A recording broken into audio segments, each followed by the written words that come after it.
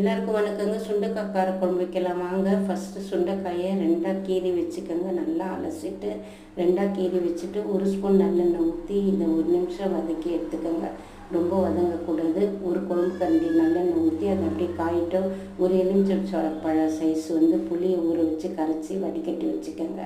அதுக்கப்புறம் எண்ணெய் காஞ்சோடனே 1/2 ஸ்பூன் வெந்தயம், 1/2 ஸ்பூன் உளுந்து, 1/4 ஸ்பூன் கடுகு, 1/4 ஸ்பூன் சீரகம் போட்டுங்க. பொரிஞ்சோடனே தக்காளி, வெங்காயம், கருவேப்பிலையை அப்படியே ஒன்றாவே போட்டுருங்க. அது தொக்கு போல் வதக்கிடுங்க. 4 பச்சை மிளகாயை இந்த புளி கரைச்சலில் சேர்த்துக்கோங்க. பூண்டு தட்டி சேர்த்துக்கோங்க. அதுக்கப்புறம் 1 ஸ்பூன் கல்லுப்பு சேர்த்துருங்க. இதில் நல்லா வதங்கினோடனே மஞ்சள்தூள் சேர்த்துருங்க. பெருங்காயம் 1/4 ஸ்பூன் சேர்த்துருங்க. பரங்கிக்காய் ஒரு துண்டு இருந்தது, அதையும் நான் சேர்த்துக்கிட்டேன். டேஸ்ட்டு சூப்பராக இருக்கும். வதக்கின சுண்டைக்காயும் சேர்த்துருங்க. இப்போ இந்த கரைச்சி வச்ச புளியை அதோடு சேர்த்துருங்க. நல்லா 20 நிமிஷம் கொதிக்கிட்ட மிளகுத்தூள் போட்டு இறக்கிடுங்க. சூப்பராக இருக்கும். மழைக்கு சுட சுட காரக்குழம்பு.